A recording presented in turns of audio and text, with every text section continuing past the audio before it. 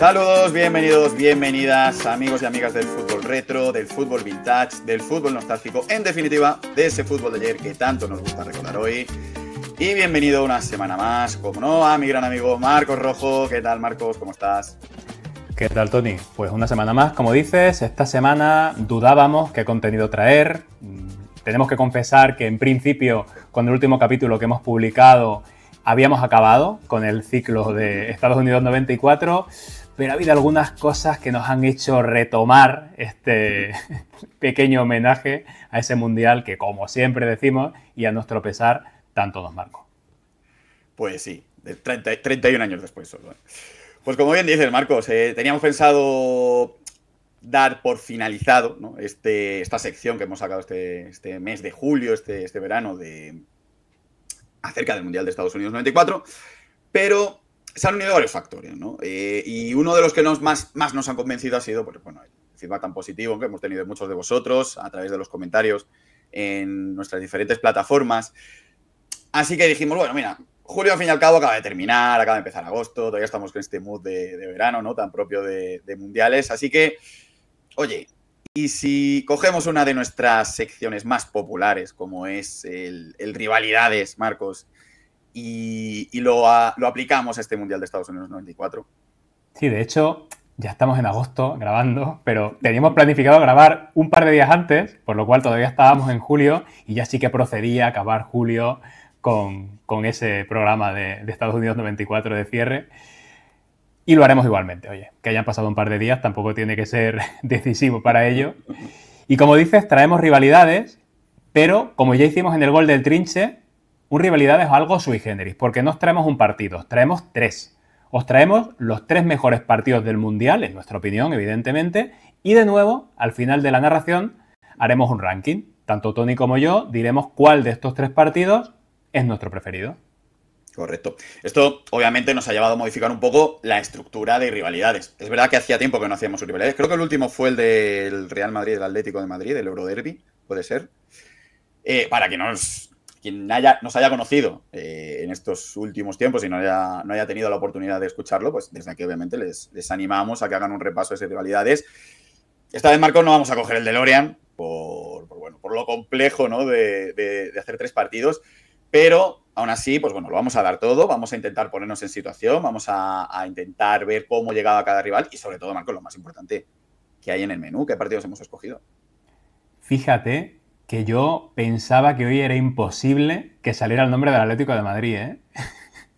Y vale que has ido promocionando un capítulo. Oye, pero te las has arreglado. Sí. Pero Real Madrid, Atlético de Madrid. Yo he empezado el programa proponiéndome o pensando que era imposible nombrarlo hoy, pero lo has vuelto a hacer.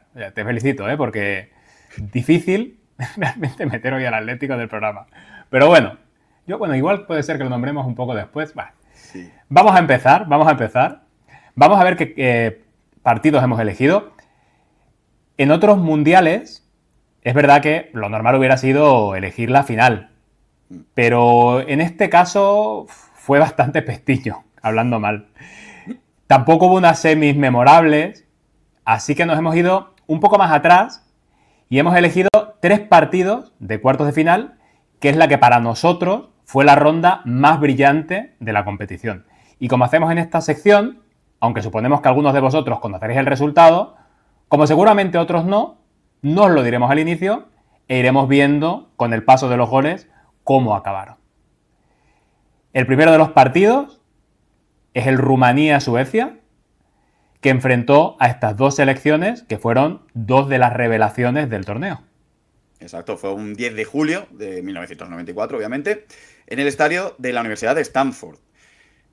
Los suecos, pues, llegaban a una grandísima oportunidad o a unas alturas de competición que no lo hacían desde los años 50, cuando vivieron su época de oro, ¿no? Fueron terceros en Brasil en 50, superando a España, en la que fue el mejor resultado de la selección hasta 2010. Por cierto, tendremos que hablar algún día si ya el 2010, el Mundial, se considera retro, porque ya tiene más de 15 años. Tiene 15 años. Se desbloquea justo este año. Pero yo creo que ya puede, el Golden Iniesta a lo mejor puede ser un Golden Trinche. Lo dejo ahí. Seguimos con Suecia. Decíamos que en Brasil 50 ya había conseguido ese tercer puesto, pero incluso se superó en esos años 50, llegando nada más y nada menos que a la final del Mundial en 1958. Un Mundial que se disputó en su casa, se disputó en Suecia, y el cual, pues, perdieron ante una Brasil con la presentación en sociedad, ¿no?, de uno de los mejores de la historia, por no decir el mejor, como fue Pelé.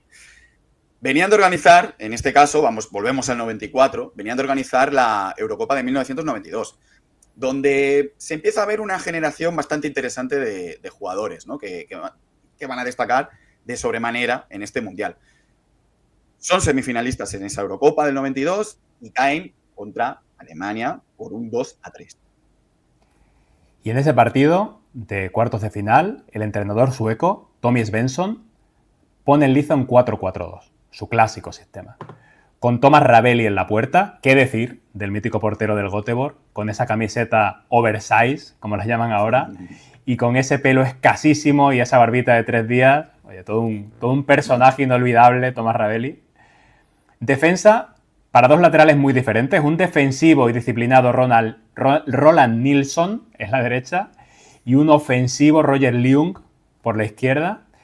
La posición de central para el sobrio Patrick Andersson, que haría carrera en el Bayern de Múnich, y un más físico y ágil Joakim Björklund, ambos bastante jóvenes en ese momento para ser centrales, porque son de la generación del 71. Björklund jugó en el Valencia, Andersson pasó por el Barcelona, sin pena ni gloria. Un doble pivote, también con sabor de la Liga Española, sorprendentemente sin el capitán Jonas Stern, pero con el trabajador ex jugador de la Real Sociedad Hakan Mild como stopper, y un zurdo de mucha calidad, un jugador del Benfica en ese momento llamado Stefan Schwarz, que era el cerebro real del equipo.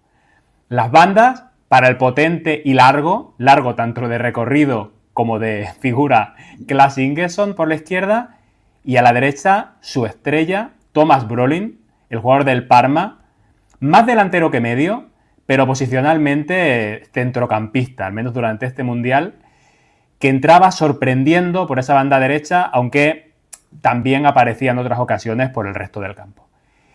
Y la delantera, la clásica, con dos tanques como Martin Dahlin y Kenneth Anderson, ya que, como vemos, en este Mundial de USA 94, Henrik Larsson, que probablemente es el jugador que más ha trascendido de esa delantera, aún era suplente. Siempre le marcó lo de ser suplente. Henrik Larsson con sus rastas largas, nada que ver con la imagen que luego paseaba por Barcelona. Vamos con los rivales de los suecos, en este caso Rumanía. Los rumanos, recordemos, una de las sensaciones del Mundial, sin apenas tradición anteriormente, ¿no? Tradición histórica en los Mundiales. Eso sí, habían asomado la patita ya en Italia 90, en el que acabaron cayendo en octavos de final en una tanda de penaltis contra la siempre incómoda selección de Eire. En este Mundial del 94 y de la mano de Ángel Jordanescu, se plantaban en cuartos de final por primera vez en su historia, tras haber dejado en la cuneta selecciones tan potentes como Colombia o, como ya vimos en nuestro Relatos Salvajes dedicado a Estados Unidos 94, a la selección de Argentina. Rumanía juega su clásico 5-3-2 con Prunea en la puerta, portero suplente al inicio del Mundial. El titular era Stelea, pero tras una mala actuación de este en la fase de grupos contra Suiza, fue relegado y Prunea pasó a ser el portero titular. 3 centrales, de ellos 2 jugadores con jerarquía y con muy buen pie. Jica Popescu, jugador que pasó por el Barcelona. Miodrag Velodedici, doble campeón de Europa con Steaua y Estrella Roja. Y el otro central, el menos técnico, el más defensa, ahora voy a ser yo, ex del Atlético. ¿Cómo no? Daniel Prodan. Y los laterales, como le gustaba a Jordanescu, ofensivos y que le servían para abrir mucho el campo y llegar a línea de fondo. 2 nombres míticos también. Dan Petrescu a la derecha, con una gran carrera tanto en Italia como en Inglaterra, y Tibor Selimes, que pasó la mayor parte de su carrera deportiva en la Liga Belga, sobre todo en el Anderlecht. Centro del campo, combinando fuerza, trabajo y habilidad. 2 fajadores. El músculo lo ponía Lupescu del Bayer Leverkusen, un jugador pues de orejas bastante prominentes, con melena noventera, así un poquito larguita por detrás, y un Darinel Munteanu que aportaba el dinamismo en el centro del campo. Un Munteanu que es el jugador más con más presencias internacionales de la historia de Rumanía. Y ya, libre de todo trabajo defensivo, el genio, Jika Hagi, sin duda el mejor jugador de la historia de la selección, que se dedica pues a lo que él se dedicaba, a comandar el juego frenético de los rumanos, a dar pases milimétricos y amenazar con el pedazo de disparo que tenía con la zurda, y en este mundial también lo mostró con la derecha. Y en la delantera, dos puñales de los que hablamos ya en el capítulo del gol del Trinche, Dumitrescu y Radu Choiu, que tenían, como ya vimos, la misión de salir como absolutas centellas en los temibles contraataques tras robo de la selección rumana. Bueno, pues vamos ya a la faena, vamos ya al partido y vamos con los goles. Los goles que llegaron, pero tardaron mucho en llegar, porque no lo van a hacer hasta bien entrada la segunda parte. El primer gol va a ser para la selección sueca. Jugada de estrategia en una falta al borde del área. Brolin está en la barrera y sale de ella como un rayo. Recibe el balón y anota ante la sorpresa de los rumanos. Minuto 78 y todo se pone de cara para Suecia. Pero 10 minutos después llega el empate. ¿Cómo no? Radu Choiu. Tras una falta directa de Jika Hagi, que toca en la barrera y acaba cayendo a sus pies. Empate a 1 tras los 90 minutos y nos vamos a la prórroga. En esta, minuto 100, de nuevo Radu Choiu va a adelantar a Rumanía al cazar un balón suelto que le queda al borde del área grande, y ajustarlo al poste. Poco después, el medio Svart es expulsado, lo que va a ser una baja pues muy importante de cara a esas hipotéticas semifinales. El partido pues ya agonizaba, ya en el 115. ¿Qué va a pasar? Pues que va a empatar Kenneth Anderson en un centro frontal en el que el portero Prunea, pues Marcos, sale a por uvas. Pero un Prunea que pasa de villano a héroe en cuestión de unos pocos minutos, porque poco antes del final salva a su selección con un doble paradón a tiros del propio Kenneth Anderson y de Henrik Larsson, este último a bocajarro tras el rechace del primero. Se lo juegan a penaltis a Caro Cruz en una tanda que resulta inolvidable en la historia de los mundiales, porque acaban los 5 primeros disparos empatados, con un fallo por cada selección, y ya en la siguiente ronda marca Henrik Larsson, mientras que Ravelli le para el penalti a Midroa Pelodedici, y de esta forma los suecos pasan a semis y los rumanos, una de las grandes sensaciones del mundial, por su juego, por su espectacularidad, se van a casa.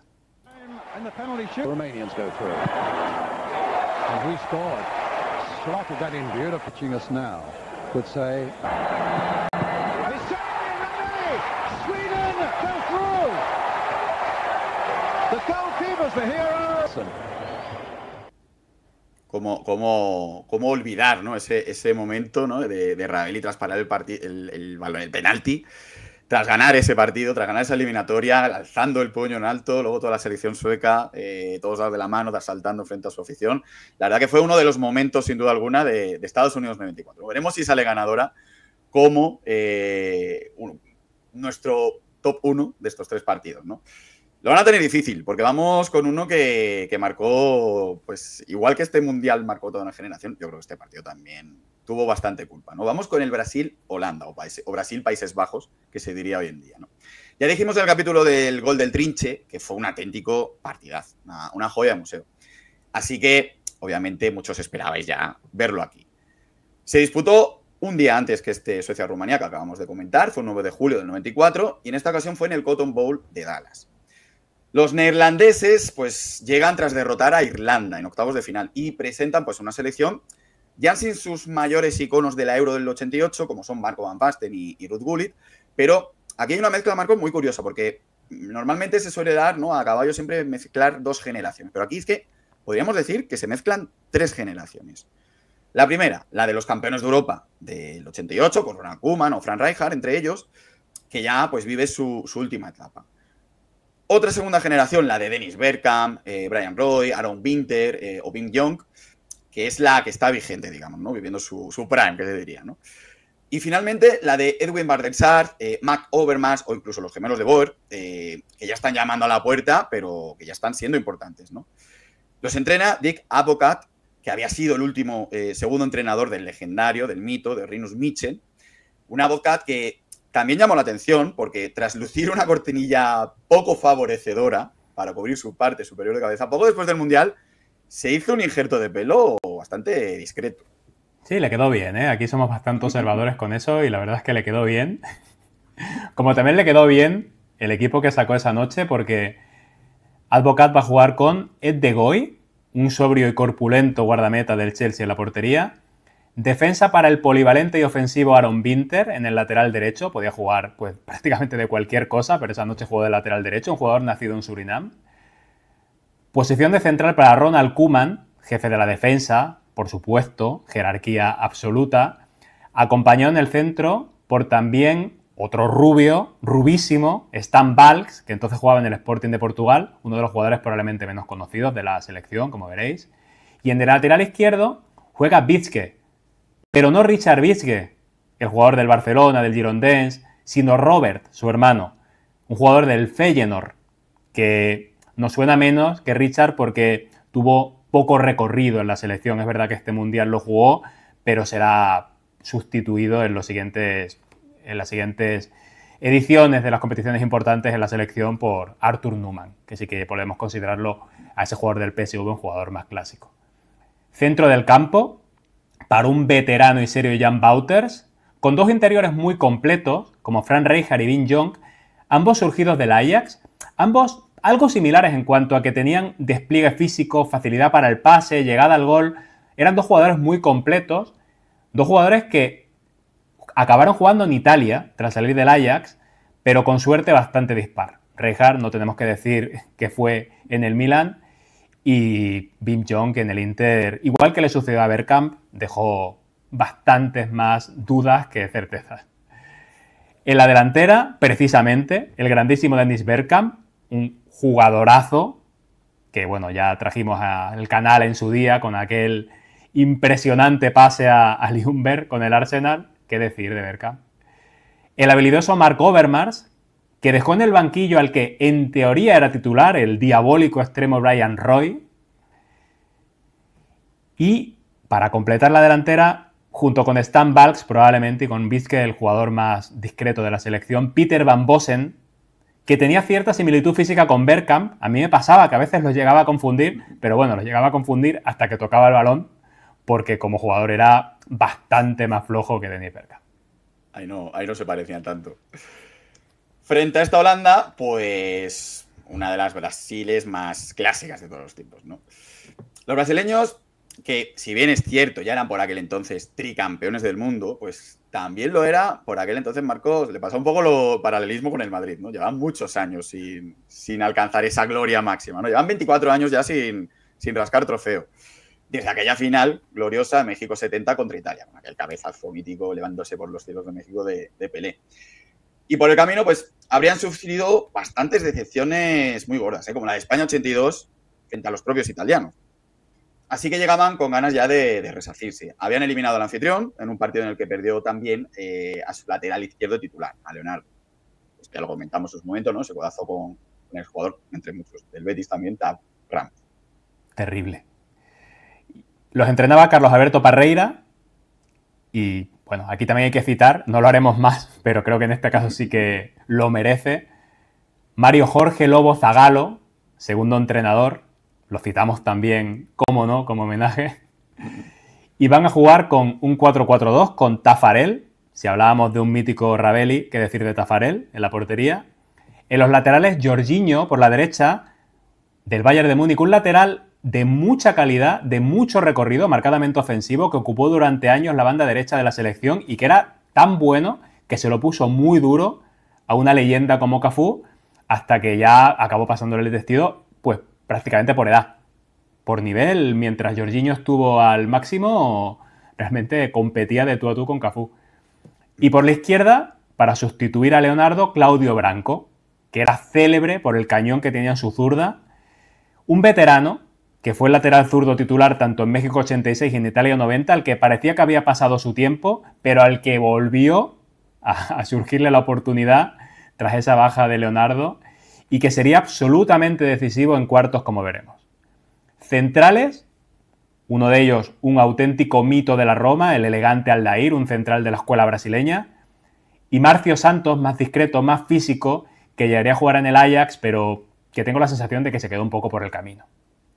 Centro del campo, con sello 100% Parreira, como siempre muy rocoso, con 3 jugadores que eran pivotes defensivos en sus clubes. Dunga, que en ese momento jugaba en el Stuttgart tras haber abandonado el fútbol italiano, donde había triunfado, podemos decir, en la Fiorentina. Mauro Silva, del Depor, que decir de Mauro. Y Maciño, que entonces jugaba en el Palmeiras y tras el Mundial se iría al Valencia. Y como cuarto centrocampista, como verso libre, un zurdo de mucha calidad, Ciño, un jugador que tras brillar en este Mundial se fue a Japón, a un destino tan exótico como ese, cuando lo normal hubiera sido probablemente desembarcar en Europa, tras sonar para el Real Madrid y siendo sustituido por nada menos que Rivaldo en el Palmeiras, que era su club. Y arriba, una dupla atacante de auténtico escándalo, la mejor delantera del Mundial, magia y movilidad en estado puro, Bebeto del Depor y Romario del Barcelona. Pelos de punta, con esta alineación. Con las dos, Los goles, de nuevo, pues van a tardar a llegar, al igual que ha ocurrido con el encuentro anterior. Pero eso sí, una vez llegan los goles, cuando hace pop ya no hay stop, y van a llegar en tromba. Se adelantó Brasil con un golazo, que ya hemos comentado aquí, en el gol del Trinche, dedicado a este Mundial, de Romario. Pero es que luego, justo después de este golazo, que ya comentamos, y que invitamos a quien no lo haya hecho, escuche ese capítulo, ocurrió esto. O Brasil vai tentando confirmar a sua vaga nas semifinais para enfrentar o vencedor. Vai, Bebeto, que ele não deu nada. Vai, Bebeto, que ele não deu nada. Vai, Bebeto! Vai, Bebeto! Que beleza! Que beleza! Que beleza! Gol!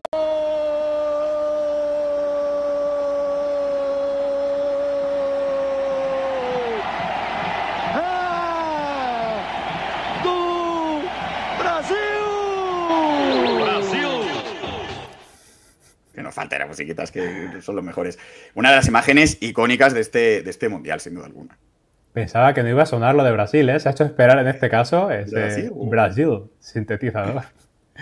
Pues sí, 10 minutos después, en el 63, 10 minutos después del gol que ha citado anteriormente, otro pase largo, en este caso de Branco, se lo come la defensa holandesa y Romario, que está fuera de juego, anda listo y sale de la jugada.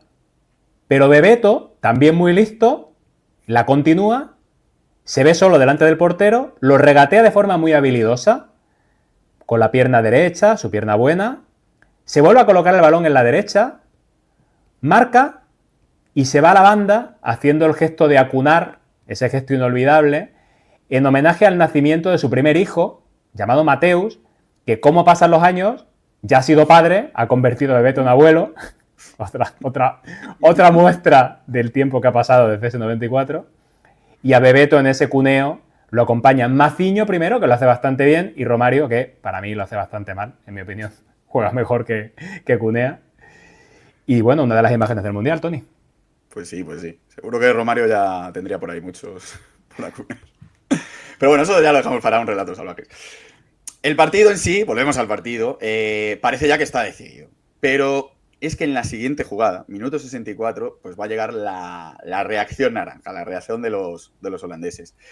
La estrella de Holanda, Dennis Bergkamp, uno de los jugadores más elegantes que hemos visto, recibe un balón por la izquierda, botando y sin tocarlo, solo con amagos, supera a varios defensas, se lleva un rebote y la cruza elevada ante Taffarel. Golazo. Qué bonito hace todo Bergkamp, ¿eh? Tremendo.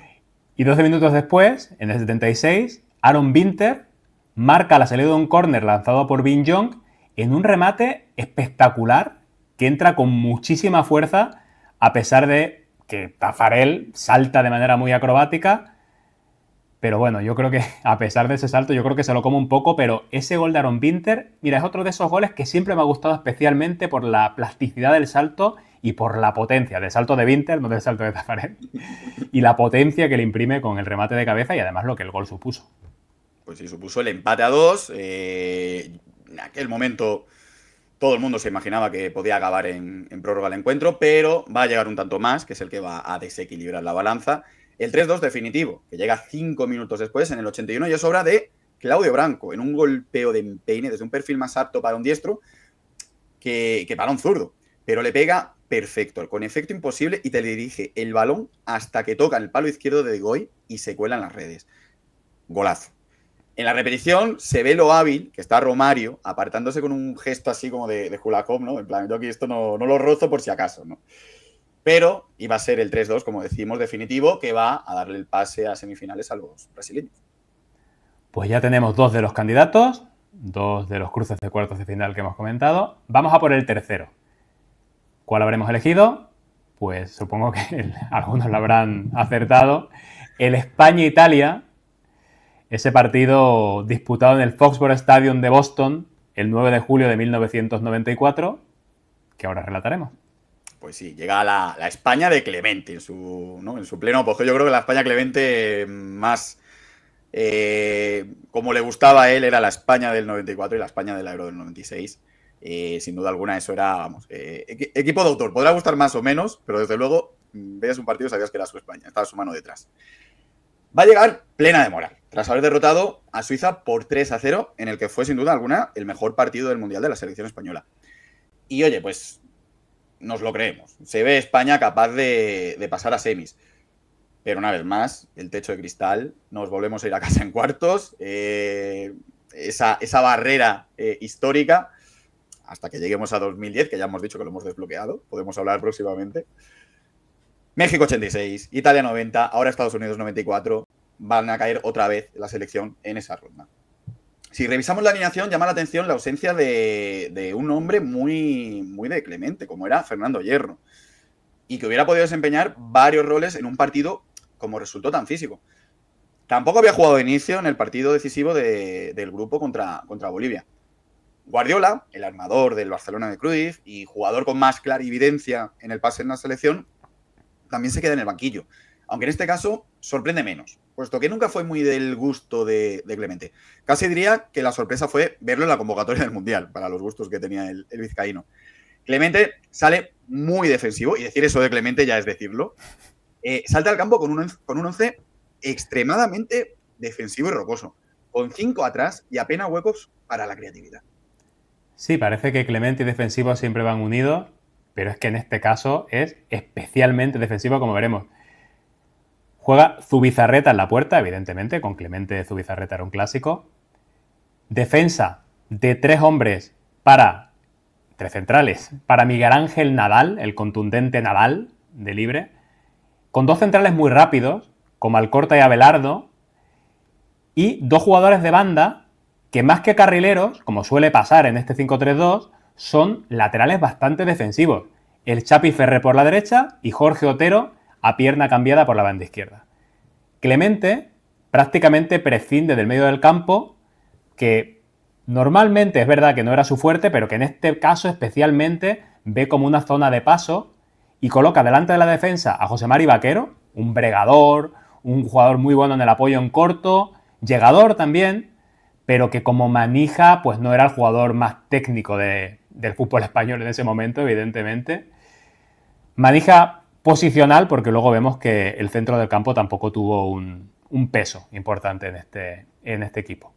Y a los costados, donde podríamos esperar a 2 interiores de calidad, que los había en España en ese momento, podemos pensar en Michel, podemos pensar en Fran, Sergi Barjuan, por la banda izquierda, Sergi que estaba en el mejor momento de su carrera deportiva, rapidísimo, un puñal por la banda, y Goicoechea, por la derecha, un polivalente y bregador jugador en el Barcelona en esos momentos y que ese verano cambiaré de aires, que, Tony, yo cuando pienso en esta defensa, en esta alineación, en este centro del campo, pienso que Goicoechea y Sergi, una defensa de 5, perfectamente podrían haber sido los laterales. Pues no, aquí juegan por delante de los laterales porque ya había otros laterales más defensivos como eran Otero y el Chapi Ferrer.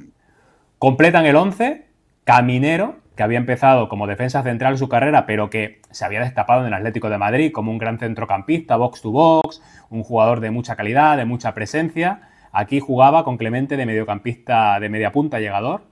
Y delante, un jugador que tampoco estaba acostumbrado a jugar en esta posición de 9, de ariete, que haría las veces en esta ocasión de jugador móvil, que se movería por todo el frente del ataque. Jugador últimamente en boca de todos, por su gran éxito con el PSG como entrenador, Luis Enrique que, bueno, veremos que también será un gran protagonista en este partido por una situación que él no hubiera querido vivir. Tal cual. Se puede decir que, oye, que Clemente utilizó un falso 9, ¿no? Ahora que está tan de moda. Y tan falso 9. Por eso. Si hubiera podido, hubiera incluso prescindido del 9 y de Caminero, creo yo. Madre mía. Pues vamos ahora con los que se supone que eran los creadores del Catenaccio, pero que vamos, que Clemente se vio que era muy, muy fan de ese estilo. Nada que ver, ¿eh? Llegamos con la Italia de Arrigo Sacchi. Va a jugar con 6 jugadores del Milán. Algo lógico, pues si pensamos que el equipo lombardo venía de ser campeón de Europa en Atenas ante el Barça de Johan Cruyff. Igual que sucedía con Fernando Hierro, pues sorprende mucho la ausencia de Signori, el delantero más destacado del Calcio en ese momento, con la Lazio, tras haber sido máximo goleador del Calcio en las 2 últimas ediciones. Y que, sobre todo, es el dueño del balón parado en la Azzurra. Y especialmente esto, con un entrenador tan táctico, tan meticuloso, ¿no? Como era Arrigo Sacchi, pues hace la baja aún más difícil de entender. Con ello, la alineación de Italia la conforman Pagliuca, portero del Inter, lateral derecho para Mauro Tassotti, veterano de 1000 batallas, jugador milanista, un defensa eminentemente defensivo, y con uno de los grandes protagonistas del partido, como luego veremos. Lateral izquierdo para Antonio Benarribo, todo lo contrario, un lateral muy ofensivo, jugador del Parma, y centro de la defensa para un mito como Paolo Maldini, que había sido desplazado del lateral precisamente por la ausencia de otro mito milanista, el mariscal de la defensa, Franco Baresi, que se había lesionado el menisco en la jornada inicial del Mundial y que era acompañado, Paolo Maldini, por Alessandro Costa Curta, también milanista, un jugador que siempre estuvo a la sombra de ellos dos, un complemento silencioso, tanto en el Milán como en la selección italiana, pero que dio pues, muy buen resultado, la verdad.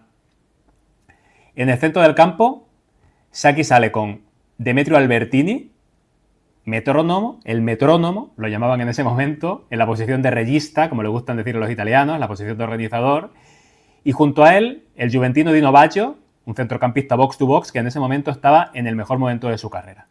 En las bandas, también jugador de la Juve, Antonio Conte, por la banda derecha, un Conte que como futbolista era todo punto honor y hacía, la verdad, los mismos gestos que ahora hace en la banda, pero ahora en su etapa de entrenador me refiero, pero lo que no era igual era la frondosa melena que ahora luce y entonces no, en un extraño caso de la historia, ¿eh? De las mayores, vamos. Impresionante, hablando del pelo antes de Advocat, impresionante la obra de arte de Antonio Conte, que para saber lo buena que es, yo creo que tenemos que ver, por ejemplo, este partido y darnos cuenta de que esos doctores hicieron un auténtico milagro. Por la izquierda, otro clásico del fútbol italiano en los 90, Roberto Donadoni, un jugador muy técnico, un gran centrador.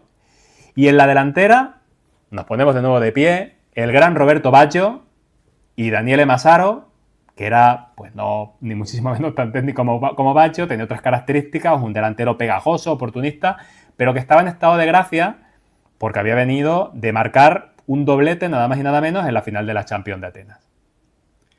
Vaya alineación de Italia, es que vaya equipazo que traían la Azzurra. Pues vamos de nuevo con el partido y aquí no se van a hacer esperar los goles. Va a llegar el primero muy rápido, de hecho. Minuto 26, se va a adelantar Italia con un gran gol, eso sí, hay que decirlo todo, de Dino Baggio desde fuera del área, con un golpeo muy duro de empeine que se va abriendo y supera a Zubizarreta que nada puede hacer. Golazo. Signori, el gran ausente, entrará en el descanso en sustitución de Demetrio Albertini, el metrónomo, ex del Atlético, entre otros, en un cambio ofensivo y extraño de Sacchi, que pese a ir ganando, pasa a jugar con 3 delanteros. Y ya en el segundo tiempo, empata España, con un gol de Caminero en el minuto 58, a pase de el jugador más ofensivo por la banda izquierda que tenía en ese momento el equipo, Sergi Barjuan, tras un robo de Luis Enrique a Costa Curta en la banda izquierda, en el que yo creo que si pita el árbitro falta del asturiano, pues tampoco pasa nada. Y con una doble ración de fortuna, porque en primer lugar el pase de Sergi va hacia Otero, no va hacia Caminero, pero a este se le escapa el control, llega al jugador atlético y en segundo lugar, el segundo golpe de suerte es que el disparo de Caminero se eleva tras tocar en Antonio Benarribo, sin permitir reaccionar a Pagliuca, que estaba bastante bien colocado y que podría haber tenido ocasión de parar ese disparo. Pero no lo hizo. Clemente tras el gol pues reacciona, saca a Fernando Hierro por Vaquero, gana en presencia física, pase largo, en recorrido y se lanza por Italia.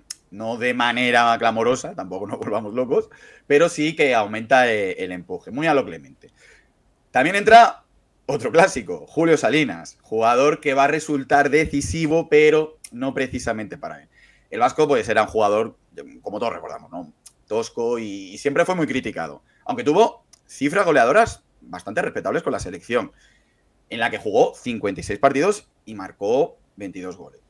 Se podría comparar un poco en el tiempo, a lo mejor, ¿no? El paralelismo Salinas-Morata. Bueno, ahí lo dejo para debates en redes. Pero siempre quedará marcado por una jugada de este partido. Y es que en el minuto 84 tiene una ocasión clamorosa, que todos los que vimos el partido en directo conservamos en la retina. Tras un pase largo de Fernando Hierro, que se comen los centrales italianos, se queda delante del portero con todo para marcar, con el balón botando. Para mi gusto, tarda demasiado en reaccionar. La portería se le va haciendo más pequeña al acercarse Pagliuca. Es verdad que yo creo que sale bastante bien, con los brazos abiertos, haciéndose muy grande. Y tira en semifallo a los pies del portero. Decepción absoluta en todos los salones de casa de España en ese día de julio. Fue muy duro. Es que este fallo de Salinas es probablemente el error más calamitoso en la historia de la selección en un mundial, junto con el fallo de Cardeñosa contra Brasil en el 78, cuando en ese estadio de Mar del Plata, con el portero brasileño Leao ya batido, se entretuvo y acabó chutando flojo a los pies del defensa Amaral, que estaba bajo palos. Y tanto Salinas como Cardeñosa pues quedarán marcados para siempre por esta jugada en la mente de las generaciones que lo vivieron. Yo diría que incluso más Cardeñosa que Salinas, la verdad. Y tras esto, tras dos ocasiones de España, un potente disparo de Hierro que se fue alto por poco y un córner peligroso con remate de Miguel Ángel Nadal, va a volver a marcar a Italia. Y vuelve a ser en el minuto 88 y vuelve a ser, como no, Roberto Baggio, igual que contra Nigeria, el salvador de la selección azzurra.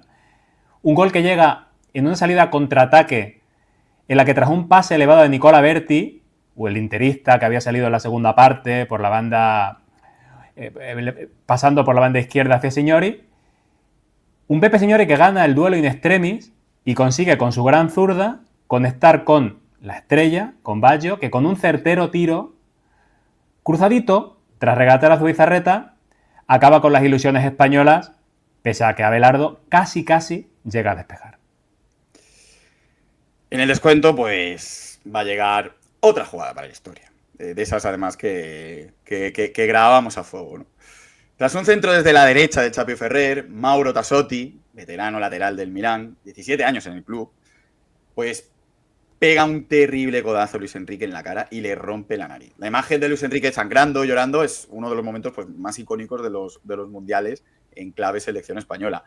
Sándor Pul, árbitro húngaro, que, oye, luego Algandur llegará para poner su nombre junto a él en los enemigos de la selección española. Increíblemente, para todos, no señala nada, pese a estar muy bien situado en el borde del área y no cambia de opinión pese a ver a Luis Enrique levantarse ensangrentado y pese a las protestas de los españoles. Ni siquiera va a hablar con el juez de línea y eso sí, por protocolo, pues pide a Luis Enrique que salga del campo. Poco después, pues va a señalar el final del partido.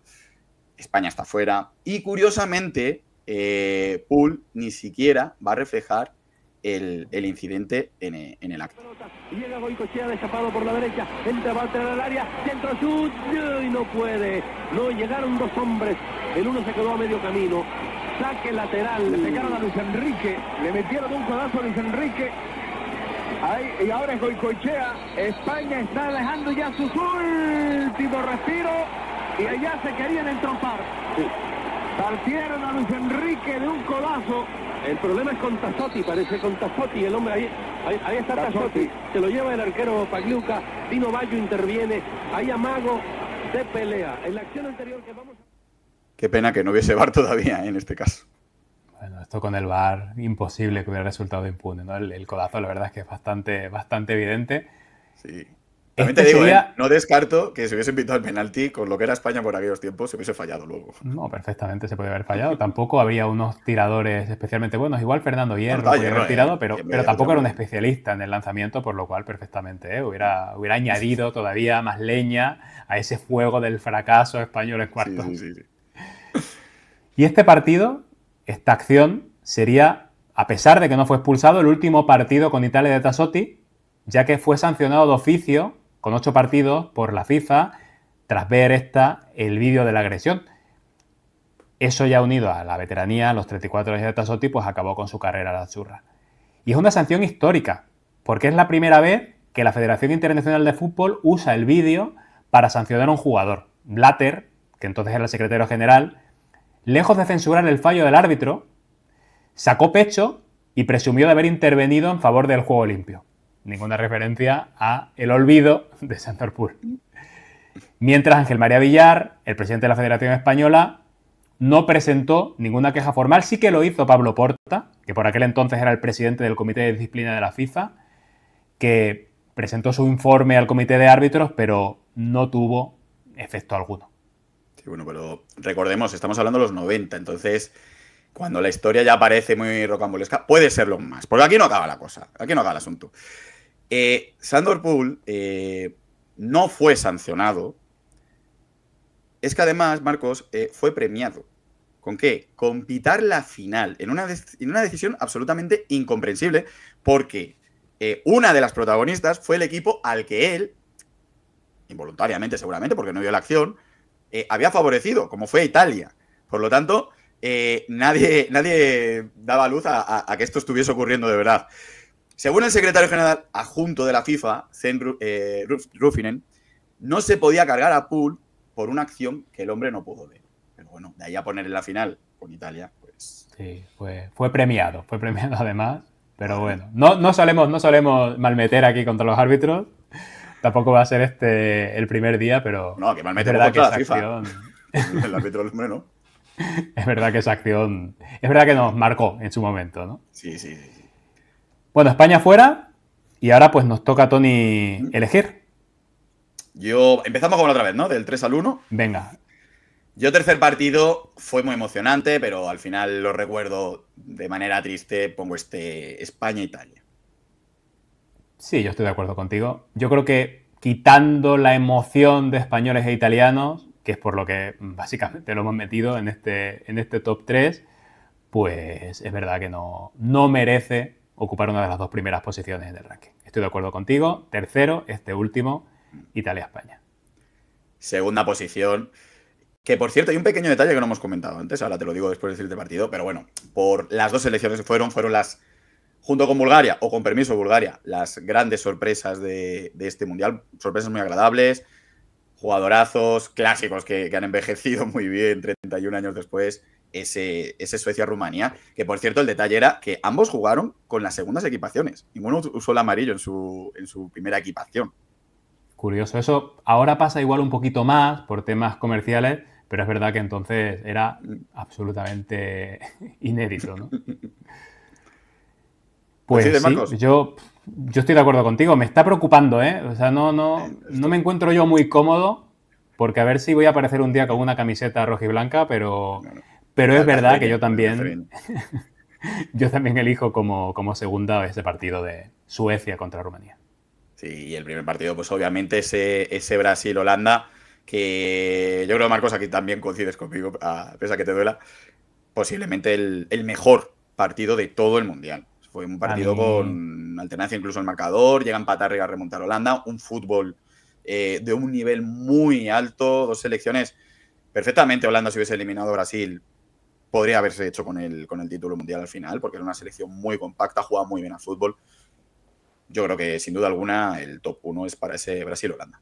Sí, 100%, en ese partido me encantó. Creo que ya hicimos un poquito de spoiler, bueno, incluso en este programa, cuando hemos dicho... Creo que es el único partido que hemos presentado como un auténtico partidazo y demás. Ya lo citamos en el capítulo del gol del Trinche como un partidazo. Y es de esos partidos que yo tengo grabado en la retina pues como uno de los clásicos ya del Mundial, de la historia de los Mundiales. Me encanta ese partido, me encantan los goles, me encanta la estética, me encanta el la remontada de Holanda espectacular para luego recibir ese golpe tremendo del tiro de Branco, con esa historia del lateral que no era titular, veterano, que sale por un jugador que ha sido expulsado. Ese partido lo tiene todo, y unido a ese filtro que nos da ese paso de los años y a esa edad que teníamos nosotros en ese momento de la celebración del Mundial, pues creo que sí, que merece ser top 1 sin ningún lugar a dudas.